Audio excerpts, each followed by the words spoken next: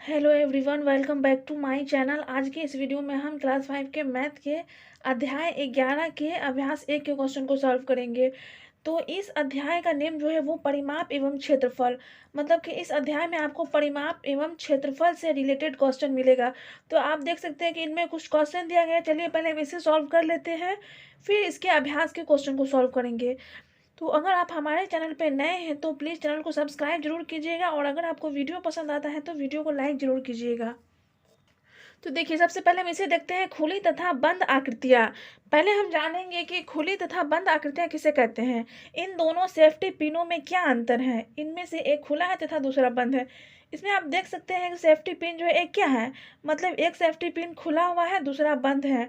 तो ये जो बंद है इसको हम कहेंगे बंद आकृतियाँ, और ये खुला हुआ इसको कहेंगे खुली आकृतियाँ। पहला है, अब इन आकृतियों में खुली और बंद आकृतियाँ छांटिए। तो देखिए यहाँ पे आप देख सकते हैं कि ये आकृति जो ये क्या है, खुला हुआ है। यहाँ से आप देख सकते हैं कि ऐसे बंद नहीं ना है, यहाँ से खुला हुआ है। तो ये हो गया हमारा खुली आकृतियाँ। ये भी खुला हुआ है, यहाँ पे आप देख सकते हैं यहाँ से क्या है, खुला हुआ है। और ये बंद है, ये देख सकते हैं टोटल पूरा बंद है। ये भी खुला हुआ है, देखिए यहाँ पे खुला हुआ है। एस जो है वो भी खुला हुआ है, और त्रिभुज जो है वो पूरा बंद है। बी भी बंद है, और ये भी बंद है। तो आपको जान लेना है खुली तथा बंद आकृतियाँ का डेफिनेशन। तो यहाँ पे आपको दिया गया है डेफिनेशन भी, देखिए। वे आकृतियाँ जिनमें प्रारंभिक और अंतिम बिंदु एक ही होता है बंद आकृतियाँ कहलाती हैं। प्रारंभिक एवं अंतिम बिंदु क्या मतलब कि यहाँ से जैसे शुरू हम बनाना शुरू किए, मान लीजिए यहाँ से बनाना शुरू किए तो ऐसे बना के ऐसे बना के फिर यहीं पे आके मिले ना। तो प्रारंभिक और अंतिम बिंदु एक ही है, तो इसको हम क्या कहेंगे, बंद आकृति है। जैसे ये देखिए, इसको हम बनाना शुरू किए, मान लीजिए यहाँ से बना ऐसे करके बना, तो यहीं पे आके ये मिलेगा। देखिए जैसे हम कुछ भी बनाए, मान लीजिए कि हम कुछ स्टार्ट कर रहे हैं बनाना यहाँ से, तो यहाँ से अगर हम बनाएंगे ऐसे करके फिर ऐसे करके फिर ऐसे करके, ये आके यही बिंदु पे ना मिल रहा है, इसी पे ना मिल रहा, तो ये हमारा क्या कहलाएगा, ये कहलाएगा हमारा बंद आकृति है। मतलब हम कुछ भी बना सकते हैं, मान लीजिए हम त्रिभुज बनाए, इस बिंदु से स्टार्ट करेंगे तो ऐसे बनाएंगे, फिर ऐसे बनाएंगे, फिर ये यही बिंदु पे आके मिलाना, तो ये हमारा क्या कहलाएगा, बंद आकृतियाँ कहलाएगा। अब यहाँ पे हम देखते हैं खुली आकृतियाँ। वे आकृतियाँ जिनमें प्रारंभिक और अंतिम बिंदु अलग अलग होते हैं खुली आकृतियाँ कहलाती हैं। मतलब प्रारंभिक और अंतिम बिंदु अलग अलग होते हैं। जैसे ये देखिए, ये एस है ना यहाँ पे, तो मान लीजिए कि इसको हम एस को यहाँ से शुरू किए, ऐसे बनाना है, तो इसका प्रारंभिक बिंदु ये है, अंतिम बिंदु ये, दोनों अलग अलग है। और यहाँ पे आप देख सकते हैं जैसे कि ये है, यही है अगर, तो इसको हम बनाएंगे, मान लीजिए स्टेप से कुछ भी ऐसे बना लिए, शुरू यहाँ से कर रहे हैं, ऐसे करके मान लीजिए ऐसे हैं, तो अंतिम यहाँ पे हो रहा है।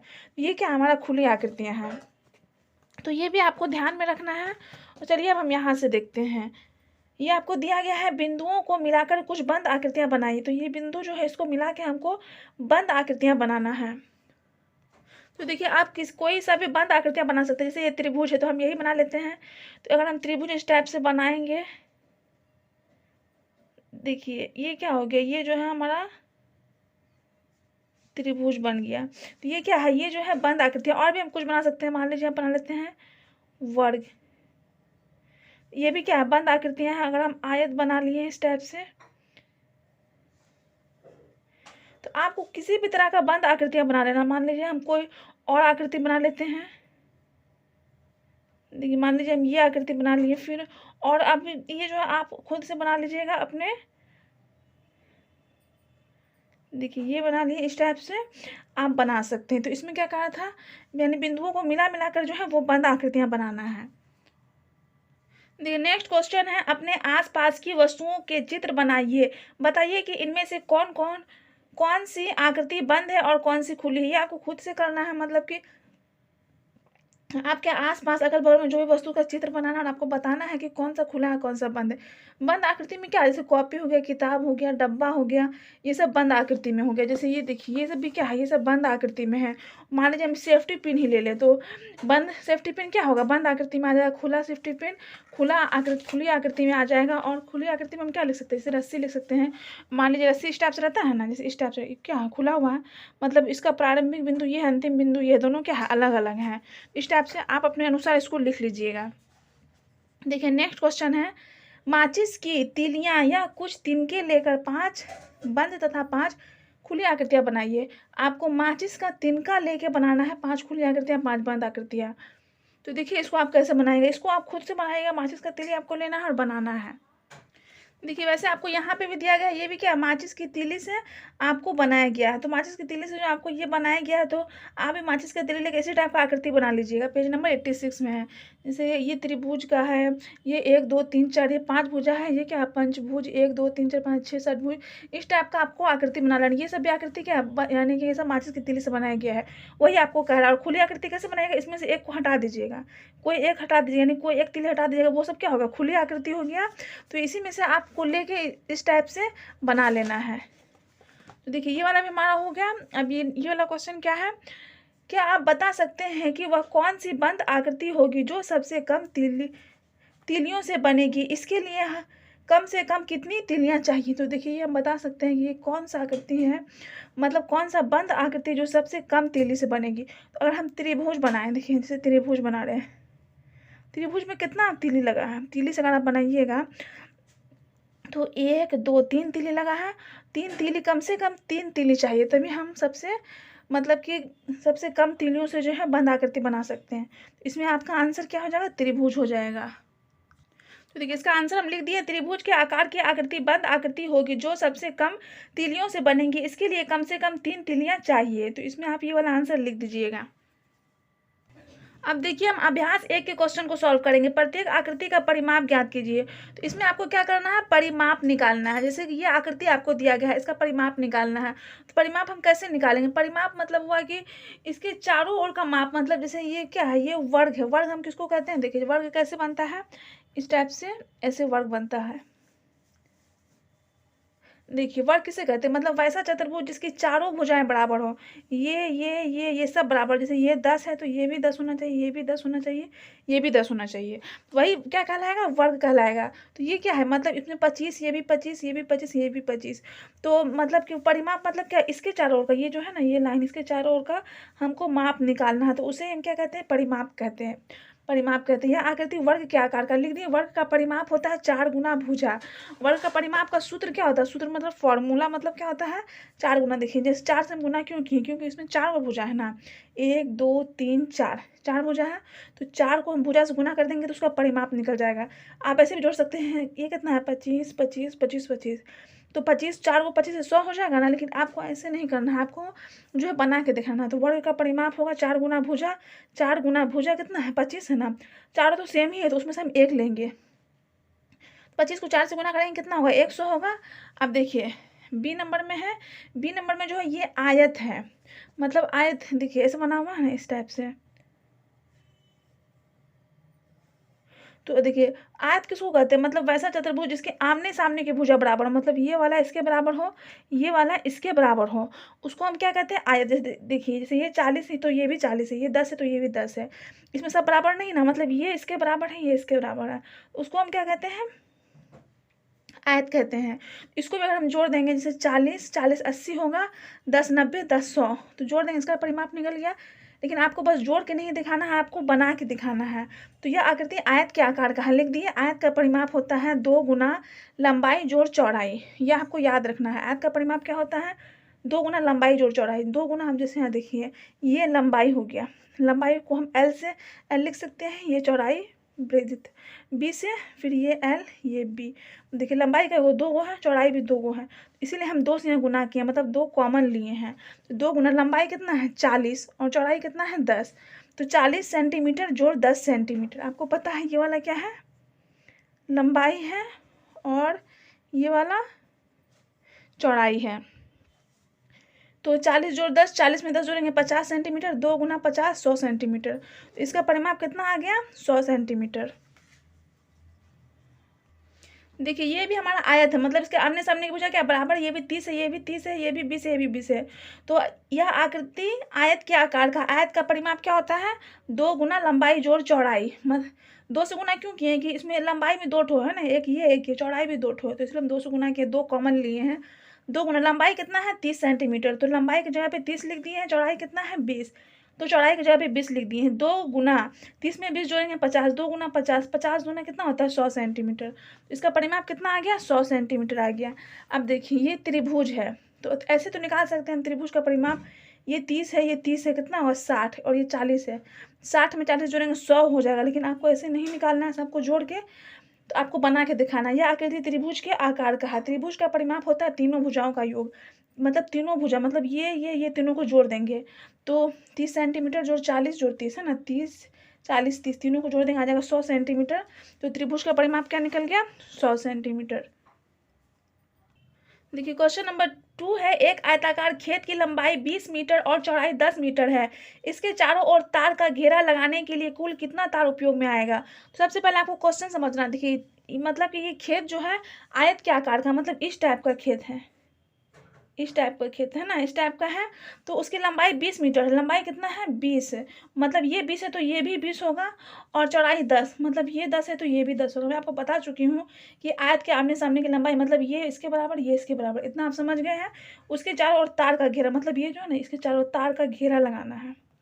तो तार का घेरा लगाना है ना, तो तार का घेरा लगाने के लिए कुल कितना तार उपयोग में आएगा, तो कितना तार लगेगा। इसके लिए हमें क्या निकालना है, परिमाप निकालना है। तो हम आयत का परिमाप आपको बता चुके हैं कि आयत का परिमाप क्या होता है, 2 गुना लंबाई जोड़ चौड़ाई, मतलब L प्लस बी। L से लेंथ, B से ब्रेथ, मतलब कि लंबाई चौड़ाई को इंग्लिश में L प्लस बी से हम L प्लस बी भी लिख सकते हैं। तो दिया है खेत की लंबाई कितना है, 20 मीटर, खेत की चौड़ाई बराबर 10 मीटर। ये हम डॉट डॉट क्यों दिए, मतलब खेत यहाँ भी लिखा हुआ है कि यहाँ भी लिखा हुआ है, बस ये दोनों का अंतर है। लंबाई दिया है ना 20 मीटर, चौड़ाई 10 मीटर। तो आयताकार खेत का परिमाप 2 गुना लंबाई जोड़ चौड़ाई, जो फॉर्मूला हम यहाँ पे लिखे थे ना, 2 गुना लंबाई जोड़ चौड़ाई, वही फॉर्मूला लगेगा। और आपको हमेशा याद रखना है कि आयत का परिमाप जो होता है वो 2 गुना लंबाई जोड़ चौड़ाई होता है। 2 गुना लंबाई कितना है, 20 मीटर, यहाँ है 20 मीटर, चौड़ाई कितना है 10 मीटर, तो 20 मीटर जोड़ 10 मीटर, 20 में 10 जोड़ेंगे 30 मीटर, तो 2 को 30 से गुना करेंगे 60 मीटर। तो यहाँ पे हम लिख दिए हैं, अतः खेत के चारों ओर तार का घेरा लगाने के लिए कुल 60 मीटर तार उपयोग में आएगा। यहाँ पूछ रहा है ना कि उसके चारों ओर तार का घेरा लगाने के लिए कुल कितना तार उपयोग में आएगा। तो हम यहाँ पे लिख दिए अतः लिख के खेत के चारों ओर, मतलब यहाँ से लेके उसके के जगह पे खेत लिख दिए, चारों ओर तार का घेरा लगाने के लिए कुल जितना तार यहाँ पे आएगा, कितना आया था 60 मीटर, तो यहाँ पे 60 मीटर तार उपयोग में आएगा। मतलब यही वाला लाइन जो है हम यहाँ पे लिखे हैं। यहाँ पे आप इसको देखिए, और आपको जब समझ में नहीं आएगा तब कमेंट में जरूर बता सकते हैं। देखिए नेक्स्ट क्वेश्चन है, एक आयताकार खेत की लंबाई और चौड़ाई क्रमशः 0.7 किलोमीटर और 0.5 किलोमीटर है। क्रमशः मतलब क्या हुआ कि मतलब पहले लंबाई दिया गया, तो ये लंबाई आपको दिया गया है, उसके बाद चौड़ाई है, तो ये वाला चौड़ाई है, ये क्या है, लंबाई है, ये चौड़ाई है। इसके चारों ओर 4 बार बार लगाई जानी है। और देखिए जैसे आयताकार खेत है ना, यहाँ पे मैं आपको समझा देती हूँ। देखिए जैसे इस टाइप से आयताकार खेत है, लंबाई कितना है 0.7, तो यहाँ पे हम लिखते हैं लंबाई 0.7 है, तो ये भी 0.7 होगा, और चौड़ाई 0.5 है, तो ये भी 0.5 होगा। तो मतलब कि 4 बार बार लगाना है, जैसे कि एक बार ऐसे करके लगा लेंगे, फिर उसके ऊपर से लगाएंगे ऐसे करके, फिर लगाएंगे, फिर लगाएंगे, कितना बार लगाना है 4 बार इसके, और 4 बार बार लगाई जानी है। आवश्यक तार की लंबाई, मतलब तार का लंबाई ज्ञात करना है। तो इसको भी हम वैसे ही बनाएंगे जैसे हम ये वाला बना है, मतलब कि आयताकार खेत का पहले परिमाप निकालेंगे। परिमाप जितना निकल जाएगा, परिमाप कैसे निकालेंगे, ये वाला फॉर्मूला देखिए, 2 गुना लंबाई जो चौड़ाई, फार्मूला देने के बाद हम उसको क्या करेंगे, परिमाप निकाल के 4 से गुना कर देंगे। 4 से हम गुना क्यों करेंगे, क्योंकि 4 बार इसमें बार लगाना है, तो इसीलिए हम 4 से गुना करेंगे। तो ये आपका आंसर निकल जाएगा। देखिए यहाँ पे दिया है आयताकार खेत की लंबाई 0.7 किलोमीटर, चौड़ाई 0.5 किलोमीटर, यहाँ पे दिया गया है ना, यहाँ पे लिख दिए हैं। इसलिए आयताकार खेत का परिमाप 2 गुना लंबाई जोड़ चौड़ाई, 2 गुना लंबाई कितना है 0.7 प्लस चौड़ाई कितना है 0.5, 2 को गुना करेंगे 0.7 0.5 को हम जोड़ के आपको दिखा देते हैं। देखिए 0.7 0.5, 7 5 12 के 2, दशमलव के सामने दशमलव 1 बचा, 0 में 0 जोड़ेंगे कुछ नहीं आएगा, एक इसका यहाँ पे 1.2, यहाँ पे हम लिख दिए हैं 1.2 किलोमीटर, मतलब इन दोनों को जोड़ने पर। अब 1.2 को हम 2 से गुना करेंगे, मतलब 12 को 2 से गुना करेंगे, 12 दूना कितना हुआ 24 लिख दिए।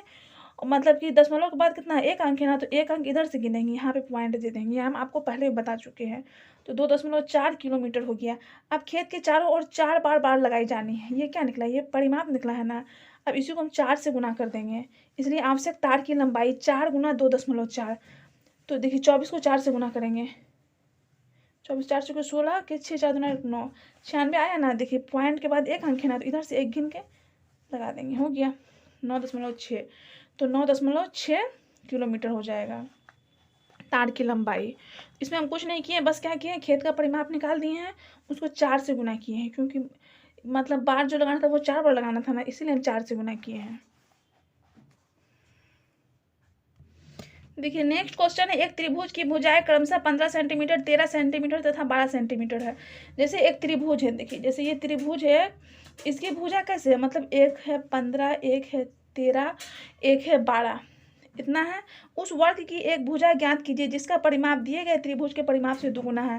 तो आपको सबसे पहले क्या करना है, त्रिभुज का परिमाप निकालना है। त्रिभुज का जब हम परिमाप निकाल लेंगे, उसके बाद फिर हमको क्या करना है, मतलब कि उस वर्ग का एक भुजा, फिर वर्ग का भुजा निकालना है जिसका परिमाप, वर्ग का परिमाप जो है त्रिभुज के परिमाप का दुगुना है। तो चलिए हम इसे निकालते हैं, तब आपको अच्छे से समझ में आएगा।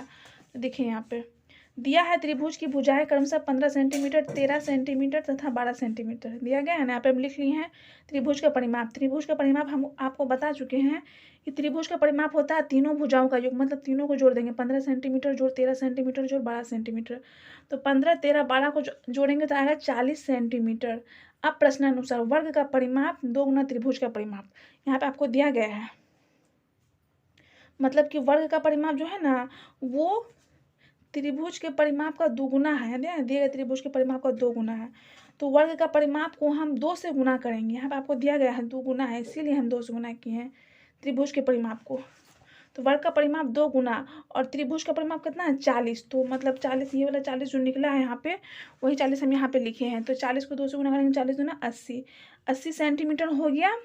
तो ये क्या निकला, ये वर्ग का परिमाप। अब वर्ग का परिमाप होता है 4 गुना भुजा। फिर हम क्यों लिखे, क्योंकि यहाँ पे हमको कह रहा है कि आपको भुजा निकालना है वर्ग का। तो भुजा हम कैसे निकालेंगे, देखिए वर्ग का परिमाप होता है 4 गुना भुजा। तो वर्ग का परिमाप के जगह पे हम लिख दिए हैं 80। वर्ग का परिमाप 80 निकला है ना, तो यहाँ पे हम 80 लिख दिए हैं, 4 गुना भुजा। तो देखिए ये 4 जो है ये गुना में इधर आएगा तो बट्टे में आ जाएगा। जैसे बराबर रहता है ना, तो बराबर के अगर इधर कोई चीज़ गुना में रहता है तो इस तरफ आके क्या होता है, भाग में हो जाता है, इसलिए हम बट्टे में किए बराबर भुजा। तो देखिए इसको हम काटेंगे, 4 एकम 4, 20 चौके 80, 20 बार में कटा ना, तो 20 सेंटीमीटर क्या आया, भुजा आया। देखिए ऐसे ठीक नहीं लग रहा है, 20 सेंटीमीटर बराबर भुजा। भुजा हम इधर लिख दिए हैं, इसको इधर कर दिए हैं, मतलब सीधा करके लिख दिए हैं, भुजा बराबर 20 सेंटीमीटर। अतः वर्ग की भुजा 20 सेंटीमीटर, यही ना हमको निकालना था। यहाँ आपको कह रहा था कि उस वर्ग की एक भुजा ज्ञात कीजिए जिसका परिमाप दिए गए त्रिभुज के परिमाप का 2 गुना है। तो भुजा कितना हो गया, वर्ग का मतलब भुजा कितना है 20 सेंटीमीटर। देखिए क्वेश्चन नंबर 5 है, एक आयताकार मैदान की लंबाई 35 सेंटीमीटर तथा चौड़ाई 20 सेंटीमीटर है। मतलब मैदान आयत के आकार का, इस टाइप का मैदान है, तो उसकी लंबाई कितना है 35। तो ये 35 है तो ये भी 35 होगा, और चौड़ाई है 20, ये 20 है तो ये भी 20 होगा। तथा एक वर्गाकार मैदान, और एक मैदान और है जो वर्ग के आकार का, मतलब इस टाइप का है। चारों भुजा क्या है, वर्ग का क्या होता है, मतलब वर्ग के आकार का चारों भुजा बराबर है। भुजा की लंबाई 26 सेंटीमीटर और वर्ग की भुजा की लंबाई 26, मतलब ये 26, ये भी 26, ये भी 26, ये भी 26, ये सब क्या है 26 है। तो देखिए इन लंबाई 26 सेंटीमीटर, बताइए किसका परिमाप अधिक होगा और कितना। तो मतलब कि परिमाप निकालना है, जैसे कि आयताकार मैदान का परिमाप निकालना है और वर्गाकार मैदान का परिमाप निकालना है। तो हम आपको बता चुके हैं कि आयताकार मैदान का परिमाप क्या होता है, मतलब आयत का परिमाप क्या होता है 2 गुना लंबाई जो चौड़ाई, वही फॉर्मूला से निकालेंगे। और वर्ग का परिमाप क्या होता है 4 गुना भुजा। तो चलिए हम वैसे निकाल लेते हैं। देखिए दिया है आयताकार मैदान की लंबाई 35 सेंटीमीटर, चौड़ाई कितना है 20, यहाँ दिया गया है ना, लंबाई 35 चौड़ाई 20। तो लिख दिए यहाँ पे आयताकार मैदान का परिमाप 2 गुना लंबाई जोड़ चौड़ाई, 2 गुना 35 सेंटीमीटर जोड़ 20 सेंटीमीटर, 2 गुना 35 में 20 जोड़ेंगे कितना होगा 55 सेंटीमीटर, 55 को 2 से गुना करेंगे 110 सेंटीमीटर। तो आयताकार मैदान का परिमाप कितना आ गया 110 सेंटीमीटर। अब हम क्या निकालेंगे, अब हम निकालेंगे वर्गाकार मैदान का परिमाप। तो वर्गाकार मैदान का परिमाप निकालते हैं। तो देखिए यहाँ पे अब वर्गाकार मैदान की भुजा की लंबाई 26 सेंटीमीटर दिया है, यहाँ पे दिया है ना कि वर्गाकार मैदान की भुजा की लंबाई 26 सेंटीमीटर है। तो यहाँ पे हम लिख दिए हैं, देखिए लिख दिए हैं वर्गाकार मैदान का परिमाप क्या होता है 4 गुना भुजा, मतलब वर्ग का परिमाप क्या होता है, वर्ग जो होता है इस टाइप का मैदान है उसका परिमाप मतलब चारों ओर का माप क्या होता है, 4 गुना भुजा। 4 से गुना क्यों किया, क्योंकि इसमें 4 भुजा है ना, 1 2 3 4, 4 गुना भुजा, 4 गुना भुजा कितना है 26, तो 26 लिख दिए। 26 को 4 से गुना करेंगे आ जाएगा 104। देखिए 26 को 4 से गुना करेंगे, 6 24 के 4, 4 दूना 8 9 10, 104 आया ना, तो 104 लिख दिए, 104 सेंटीमीटर। तो यहाँ पे आप देख सकते हैं कि वर्गाकार मैदान का परिमाप आया है 104 और आयताकार मैदान का परिमाप आया 110। तो कौन मतलब कि कौन किसका परिमाप अधिक है, ज़्यादा है, तो आयताकार मैदान का है ना, उसका 104 है, इसका 110 है, तो ज़्यादा ये है। पूछ रहा है कितना, मतलब कितना ज़्यादा है, तो 110 में 104 हम घटा देंगे तो हमें पता चल जाएगा कितना ज़्यादा है। तो देखिए यहाँ पे हम लिख दिए हैं, अतः आयताकार मैदान का परिमाप अधिक होगा। अधिक था ना, उसका 110 था, इसका 104 है, तो 110 अधिक है 104, 110 ना अधिक है तो लिख दिए। और यह अधिक है, कितना अधिक है, 110 में 104 माइनस करेंगे, 104 मतलब यहाँ पे भी सेंटीमीटर लिखना था जो कि छूट गया, 110 सेंटीमीटर यहाँ पे लिख दीजिएगा आप। 110 सेंटीमीटर में 104 सेंटीमीटर माइनस करेंगे तो आ जाएगा 6 सेंटीमीटर। मतलब आयताकार मैदान का परिमाप जो है वो वर्गाकार मैदान के परिमाप से कितना ज़्यादा है, 6 सेंटीमीटर ज़्यादा है।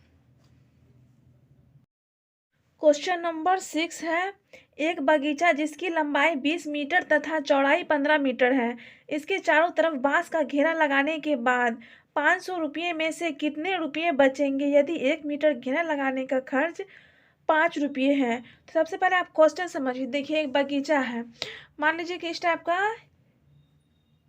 आयताकार के आकार का एक बगीचा है जिसकी लंबाई है 20 मीटर, चौड़ाई कितना है 15 मीटर। तो इसमें क्या करा है, इसके चारों तरफ बांस का घेरा, मतलब ये चारों तरफ जो है ना ये बांस का घेरा लगाना है। तो हम क्या करेंगे, परिमाप सबसे पहले निकालेंगे। फिर इसमें कह रहा है कि 1 मीटर घेरा लगाने का खर्च है 5 रुपया। तो इसमें कह रहा है कि तो देखिए हम पहले एक परिमाप निकालेंगे ना तो हमको पता चल जाएगा कि ये कितना मीटर का है, तो फिर इससे हम निकाल लेंगे।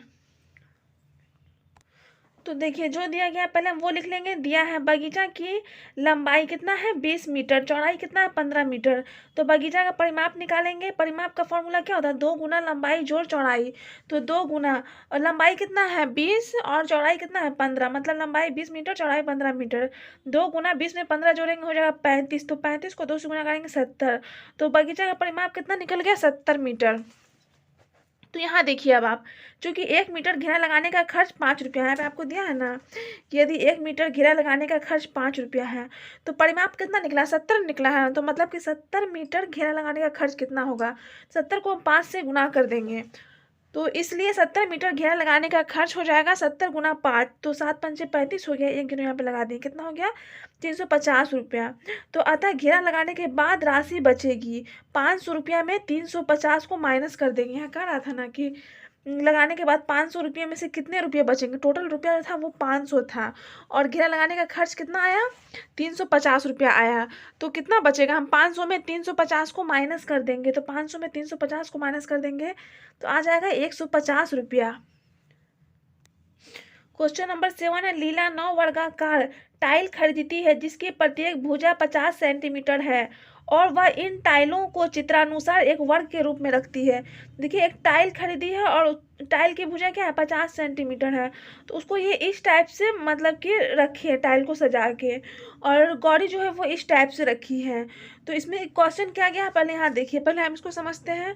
जैसे कि एक यानी कि प्रत्येक भुजा की लंबाई कितना है, यहाँ पे दिया गया है ना, भुजा की लंबाई जो है वो है 50 सेंटीमीटर, मतलब कि एक मतलब ये जो है ना एक भुजा की लंबाई 50 है। फिर इसका ये वाला जैसे ये क्या है, ये वर्ग है ना ऐसे बना हुआ, तो इसका फिर 50 है, फिर ये वर्ग है, फिर इसका 50। तो कितना हुआ 50 50 50, तीनों को जोड़ देंगे तो कितना होगा 150 हो जाएगा। वैसे इधर भी 3 गो है 50 50 50, तो इधर भी कितना हो जाएगा 150। फिर इधर भी 3 गो है तो इधर भी 150 हो जाएगा और इधर भी 150 हो जाएगा। तो देखिए आप क्वेश्चन क्या किया गया है, लीला द्वारा बनाए गए वर्ग का परिमाप क्या है। तो वर्ग का परिमाप मतलब क्या होता है, चारों तरफ का माप, मतलब ये माप ये माप ये वाला ये वाला। देखिए 150 में 150 जोड़ेंगे कितना हुआ 300, फिर इधर 150 है, फिर इधर 150 है, तो 300 इधर 300 इधर, कितना हुआ 600। मतलब कि लीला द्वारा बनाए गए वर्ग का परिमाप कितना होगा 600 होगा। तो देखिए यहाँ पे हम लिख दिए वर्ग की एक भुजा 50 सेंटीमीटर जोड़ 50 सेंटीमीटर जोड़ 50 सेंटीमीटर, तीनों को जोड़ेंगे कितना होगा 150 सेंटीमीटर। वर्ग का परिमाप 4 गुना एक भुजा, तो ये मैं आपको पहले ही बता चुकी हूँ कि वर्ग का परिमाप जो होता है वो 4 गुना एक भुजा, यहाँ पे आप देख सकते हैं, मतलब एक भुजा ये है ना, तो एक भुजा की लंबाई 150 हो गया, क्योंकि इसमें 3 गो है ना, 1 2 3, तो 50 50 करके 150 हो गया, फिर इधर 150, फिर इधर 150 150। तो देखिए 1 2 3 4 है ना, तो इसीलिए हम यहाँ पे लिखे हैं 4 से गुना किए हैं, 4 गुना एक भुजा। तो 4 गुना एक भुजा 4 गुना 150, एक भुजा की लंबाई कितना 150 है, 150 को 4 से गुना करेंगे तो आ जाएगा 600 सेंटीमीटर।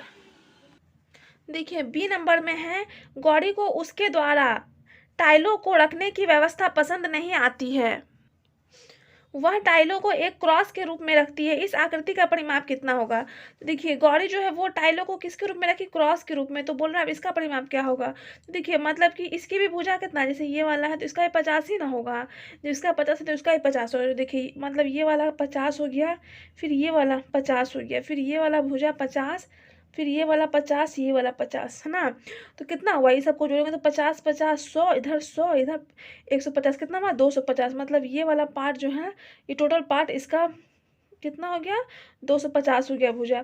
फिर वैसे इसमें भी क्या हुआ है 1 2 3 4 5 तो इधर है, इसका भी कितना हो जाएगा 250 हो जाएगा, इधर भी कितना 1 2 3 4 5 5 इधर भी हो जाएगा आपको 250, और इधर भी हो जाएगा 200, मतलब ये वाला लाइन का 250। तो इन सबको जोड़ेंगे 250 250 250 250, इन सबको जोड़ देंगे तो हमारा जो है क्या होगा, परिमाप निकल जाएगा। तो देखिए यहाँ 250, ये 250 कितना होगा 500 होगा, इधर 250, फिर इधर 250, 500 500 500 कितना हुआ 1000, तो इसका परिमाप जो हो जाएगा वो हो जाएगा 1000। तो देखिए यहाँ पर हम लिख दिए क्रॉस टाइल का परिमाप 4 गुना एक भाग का परिमाप, एक भाग मतलब ये वाला भाग का परिमाप, एक भाग कर लेंगे सबका निकल जाएगा, क्योंकि इसका भी जितना उतना इसका रहेगा, उतना इसका रहेगा, उतना ही इसका रहेगा, क्योंकि ये वर्ग है और इसकी सारी भुजाएं क्या होती है बराबर होती है। तो एक भाग का परिमाप 4 गुना 250 सेंटीमीटर, 4 को 250 से गुना करेंगे हो जाएगा 1000 सेंटीमीटर। देखिए नेक्स्ट पूछ रहा है दोनों में से किसका परिमाप अधिक है, इसका आंसर हो जाएगा दोनों में से आकृति बी का परिमाप अधिक है। देखिए आकृति बी मतलब कि आकृति बी का कितना निकला है 1000 सेंटीमीटर निकला है परिमाप, और आकृति ए का निकला है 600, तो ज़्यादा परिमाप ज़्यादा किसका है मतलब कि 1000 ज़्यादा बड़ा है कि 600 बड़ा है, 1000 बड़ा है ना, इसीलिए आकृति बी का परिमाप जो है वो ज़्यादा है। डी नंबर में लीला सोचती है क्या टाइलों को रखने का कोई ऐसा भी तरीका है जिससे इनसे भी बड़ा परिमाप ज्ञात किया जा सकता है, क्या आप ऐसा करने का कोई सुझाव दे सकते हैं लेकिन टाइल किनारों से आपस में मिली हुई हो और टूटी ना हो। तो देखिए हम ऐसा कोई भी तरीका नहीं है कि हम टाइल को उस टाइप से रखें उसका परिमाप ज़्यादा आ जाए, हम किसी भी टाइप से टाइल को रखेंगे तो उसका परिमाप जो है वो 1000 से कम ही होगा, 1000 से ज़्यादा नहीं होगा, इसलिए इसमें इसका आंसर में क्या आप लोग नहीं लिख दीजिएगा, क्योंकि वो ऐसा कोई भी तरीका नहीं है।